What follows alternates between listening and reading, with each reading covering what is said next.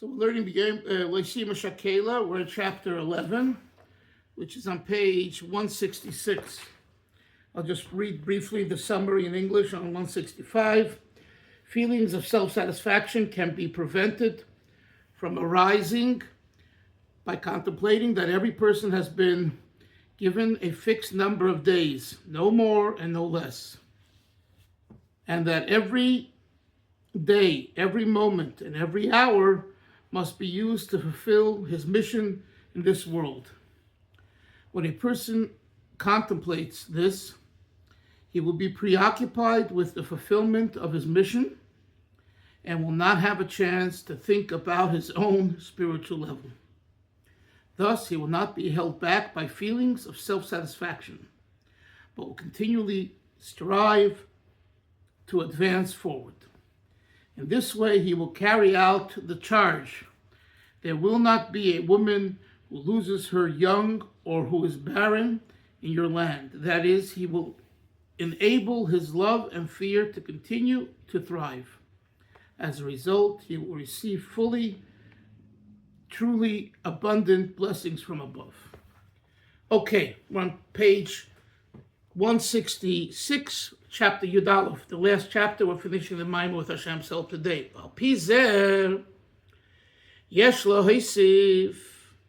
Based on what we said earlier, we can add Biyah b'mashakosuf as mispa yomecha amali. Remember, the last part of the verse Avadas Hashem Elokechem is as mispa yomecha amali. God says, Hashem says, I myself will fill your days. It says the Rebbe, Amale Daike. Amale, the Aleph in Hebrew grammar means I. And the Rebbe says Daike, it's specifically written this way, Shezeh winyin shebo milmayla dafke. The fulfillment and completion of days requires specifically Amale, God himself, Hashem himself needs to do it. Let's see how he explains it. Noisef ali's bodinus, in addition to the meditation, to reflection, what we said earlier in chapter is that a person should think for a moment, Moshe, how many days has God given me? A limited amount of days. I don't know how many days, but whatever. Every one of us has a certain amount of days that we're given to be on earth. And therefore, don't be foolish and don't waste those days. So that's one meditation, one discussion. Here he's talking about another discussion, another idea. He says that the language as mispar yomecha amale is direct. I will fulfill your days. It doesn't say your days will be fulfilled in third party, expressing itself as a narrative, but rather I will myself. It doesn't say it through because this is the third level. This is the atzmos, the essence of Hussein self. Canal. So now he explains it in more of Avodas Hashem terms. Even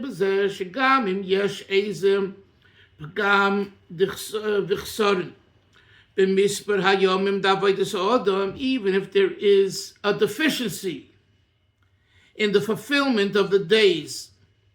You know how you feel sometimes, I wasted time, I wasted a day. That's what we're talking about here. There were days in our mission that we did not fulfill our mission. We know that. Next page.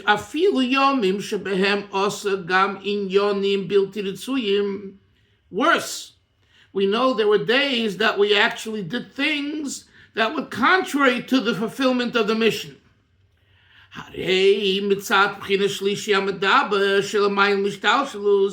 So based on the third party, the narrator, which transcends the progression of the world's called Ishtalshalus, Sheshom le'shayach in shel pgam, Over there, deficiency and blemishes is not applicable. You hear that? If we touch the narrator level of God, the Atzmos, somehow Hashem is not fathomed, is not blemished by our deficiency.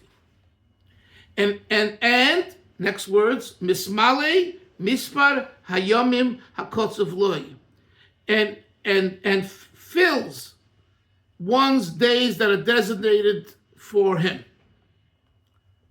So in other words, the pasuk is saying, we have a job. Our job is to reach the Atzmos, the essence of God. And then, even if there were days that we messed up, we didn't do our mission, or we did against our mission, from that perspective, it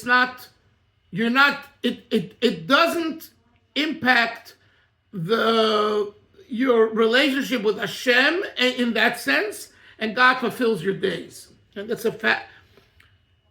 it's a fascinating idea. It's a difficult idea to understand, because the Torah says, you do mitzvahs, you do what Hashem says, you're rewarded, you don't, you get punished.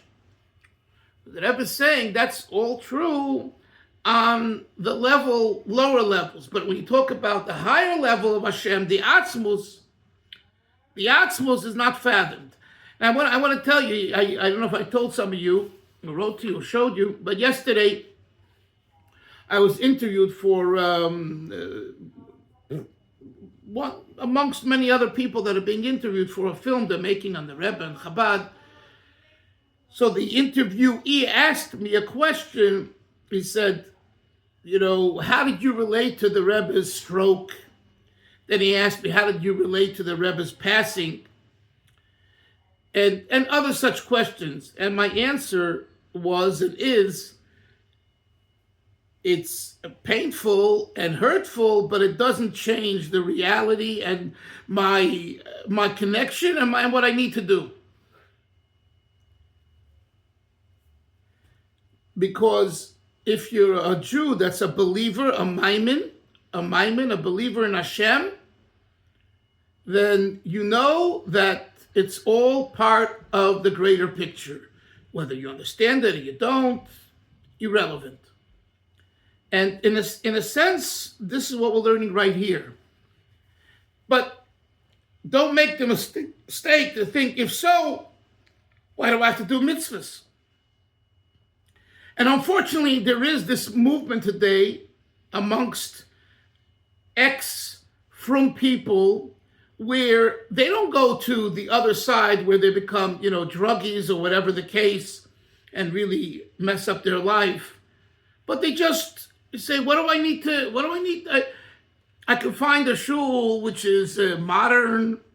I can find a situation where I find people who think like me. And it's all good and fine. And I was discussing this with a friend last night. This is, to me, a very, very dangerous thing that we're experiencing now in the Jewish community. In other words, it used to be that off the derech, what they call, used to be like an extreme. You go to the extreme and you become a pariah. You're not part of the establishment. Now we have another phenomenon, in I believe, a much more dangerous one. And that is, no, you don't become a pariah. You kind of blend in and mix in. And you might even look like a frum Jew. And you're not. You don't keep Shabbos. You turn on lights on Shabbos. Or can you imagine someone wearing a bekesher or a kapota and no tzitzis? Like, what's going on here? Why are you wearing a bekesher kapota? Who are you trying to fool? Put your tzitzis on. That's more rabbinic and more Torah than the bekesher. So we're going through. I'm sure you guys are aware of this, and this is dangerous for the younger people. I really believe it is, because I'm referring to a book that's going to be coming out from an ex-Lubavitcher, the family of which I know. And he writes there, it's like, he sounds like a nice guy. He just became a sociologist at one of the most liberal colleges around called Hunter College in Manhattan. And, where gay rights and lesbians is a norm, you know what I'm saying? And married, I think he married a Jewish girl, has a child or two, and, and he was a bacher in yeshivas, in Chabad yeshivas, and he went on shlichus to Argentina and to here. He writes all this, so I'm not revealing any secrets. And it came out yesterday in an interview in the Forward magazine online. You can look it up. And I'm thinking, like, what are bachurim now who are doing the same thing? They're 20, 21, 22, 23, doing all kinds of activities on behalf of Chabad all over the world, and they read this, and they're intelligent, and they say, why can't I be like that? Why do I have to keep Shabbos? Why do I have to, keep mitzvahs? So that attitude, to begin with, you're not going to get what it says here from that. I can guarantee you that. Your days won't be fulfilled from that. It's not happening. I'm sorry. Because you are amazing. You're a mored. You're rebellious. You're intentionally rebelling. You're not, Here we're talking about a situation where someone didn't know better, didn't fulfill his mission, went against the mission. Or a video I saw yesterday of Dr. Yechiel Harari from Eretz Yisrael, from Rehovot, or wherever, Modi'in, who wrote a book on Tanya. I'm sure you've seen it. And his wife was at the kinnos and she spoke. He said it took her 8 years to join her husband. And she was a kibbutznik, a shalom machshavnik. Mamish against the frum people. She would come to the meetings in Modi'in and would say, when hair will grow on my hand, that's when I'll allow a Chabad shul to be here. And the same woman now is wearing a sheitel. She calls herself a shlucha. I guess she is. I don't know.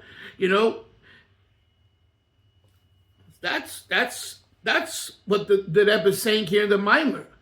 That when you reach a point of connecting with Atzmos, then the fact that you didn't fulfill the mission for whatever amount of time, Hashem will not look at that and will fulfill your days.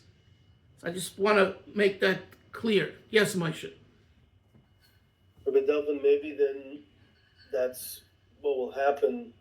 Just like you gave the example about the Hararis, maybe with the type of people that you just described before, maybe that will also Halavai. But the difference.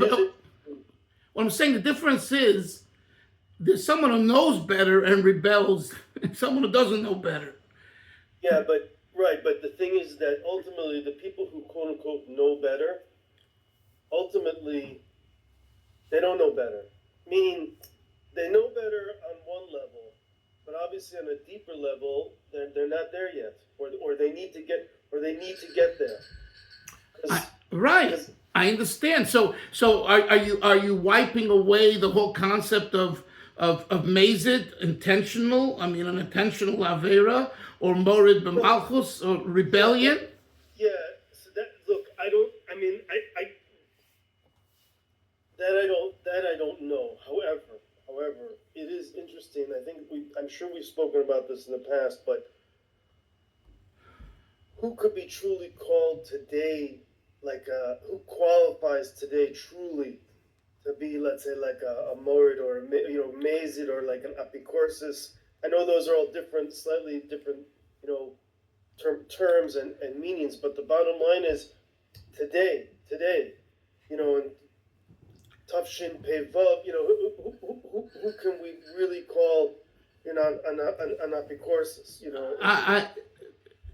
It's not up to me or you to call someone else an apikoros. All I'm saying is that this concept exists in reality. That's what I'm saying.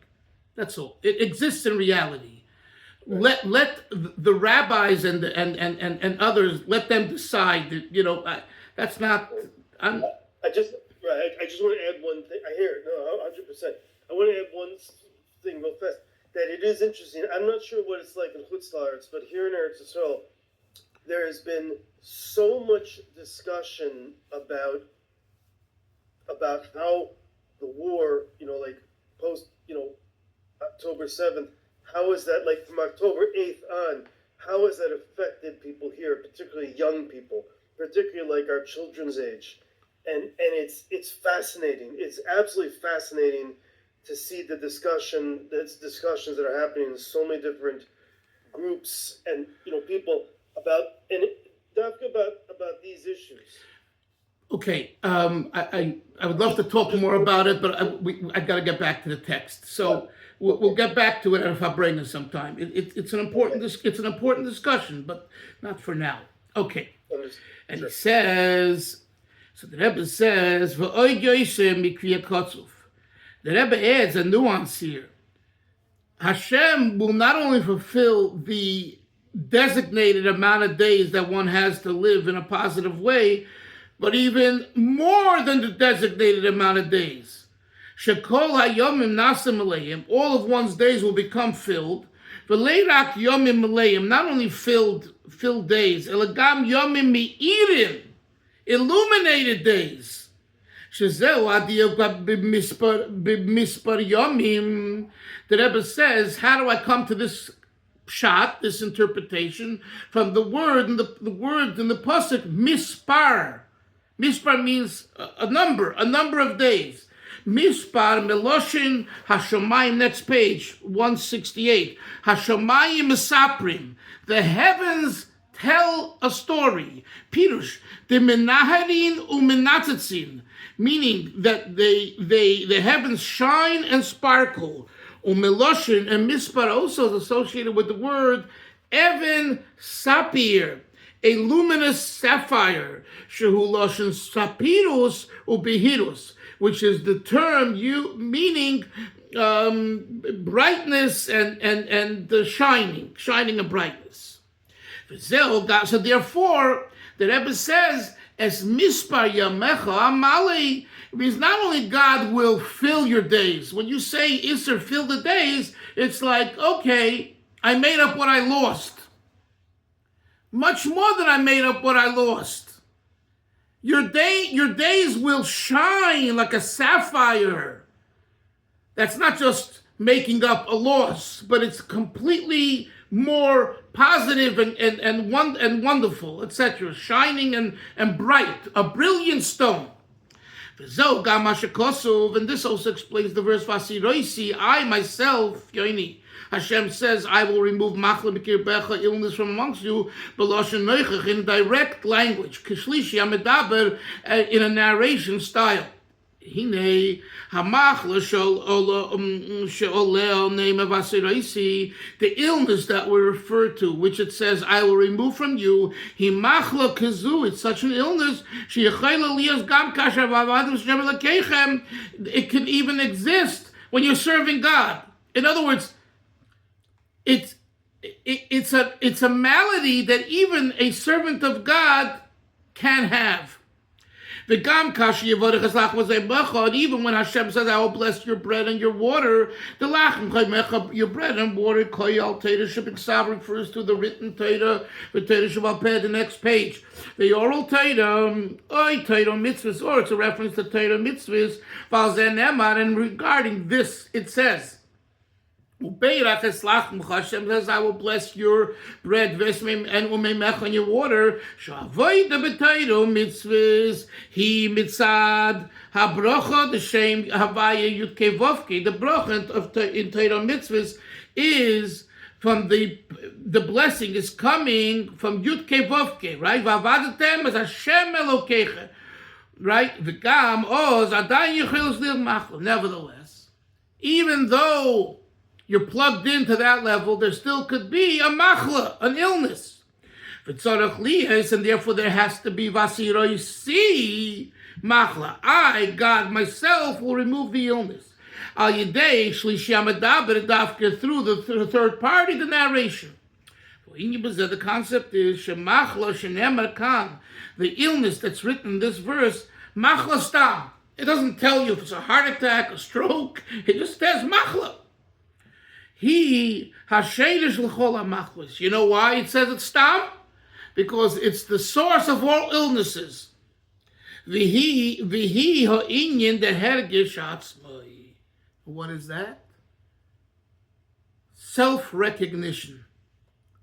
Sheba b'sibas chet eitzadas.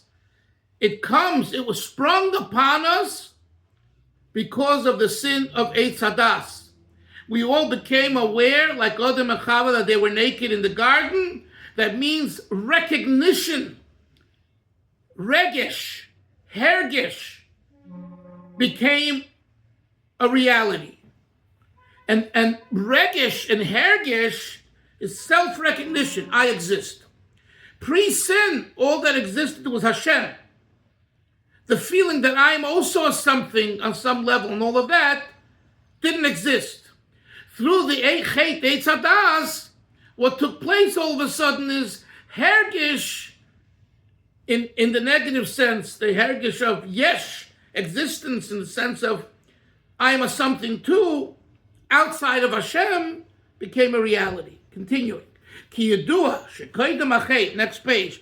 Prior to the sin, lo hoya ho'inyan dehergish atzmai. That's what I said before. There wasn't this feeling before the sin. Both were naked. They weren't embarrassed. And the concept of sin is so they become self-recognition, self-feeling. The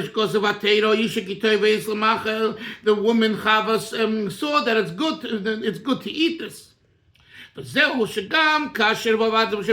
is the meaning that even when you serve Hashem, He blesses your bread and your water. There could be, and there is, the illness. He learns a lot, but I learn a lot. I know a lot. Since the sin of Eitzadas impacted everyone, look at these heavy words. Even tzaddikim were impacted. The gam al tzaddikim gemurim, and not only regular tzaddikim, but even complete tzaddikim. Only 4 people died through the bite of the snake. Shem tzaddikim, which are the great tzaddikim. Shesibas misosam einel biglal chet etzadas. Only 4 people, the cause for their death is not associated with the eitzadas. Outside of those 4, death, the sin impacted them, that they have this self-recognition. As it's known, that even a complete tzaddik, that serves Hashem with awe and love, a love of delights, is not completely non-existent. He's an independent being, Yorei Hashem, who has fear for God, and he loves God. And in the classical Chabad language, Yesh Misha Ohev. He's an existence, a Yesh, that has love. Hashem, and he won't reach his connection to Hashem as his soul was prior to coming into his body. So surely, this is by tzaddikim. Surely, next page, 172. And the Rebbe doesn't want to say the word Rishoyim. He says, surely by the intermediates, Beinanim, and surely by those that are below Beinanim, referring to Rishoyim, they surely have self-recognition and feeling. So to remove this hergesh, this self-recognition feeling, a man can't do it on his own. He needs to have help from heaven, a special gift given to him. And this is what it means. I, God, will help the Jew remove, even the tzaddik, this self-recognition daikim. Direct. saying some Baruch Hu Kanal, as we said earlier. Now the Rebbe concludes, all of these things, the Nimshacham Gam B'Yashmias, are extended also physically, materially. In matters of tremendous amount of parnasa. God will bless your bread and your water. Whether it be for good health. The reference is referred to in the I will remove illness from you and you'll have life. Next page is Misra Yemecha Mali. And the verse adds the words, I will complete your days. Also to children. There won't be a woman that loses her child or is barren in your country, in your land. This is all a preparation to going into Eretz Yisrael. This is what's discussed in the verses further in Parshas Mishpatim. So shall this be very speedily through Mashiach. We're going to learn in Mitzvah Monday the next mimer. So if you have a chance, Shabbos, look at the forward a little bit and read that because it really gives you an insight into the next mimer. The next mimer is Shayach to Pesach and the Nesiim. Okay? Everyone have a great Shabbos and we'll see everyone next week. Sei gesund. Bye-bye.